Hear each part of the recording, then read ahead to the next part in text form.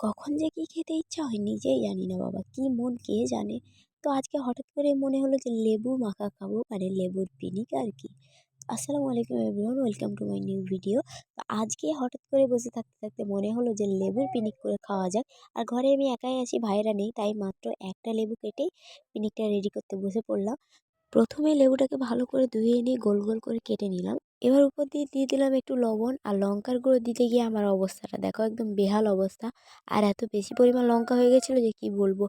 তো যাই হোক, এরপর উপর থেকে দিয়ে দিলাম একটু পরিমাণ চিনি, তাহলে একটু টক ঝাল মিষ্টি লাগবে খেতে। এরপর একটু পরিমাণ চাট মশলা আমি এর মধ্যে অ্যাড করে দিয়েছিলাম, এটা তোমরা না দিলেও চলবে।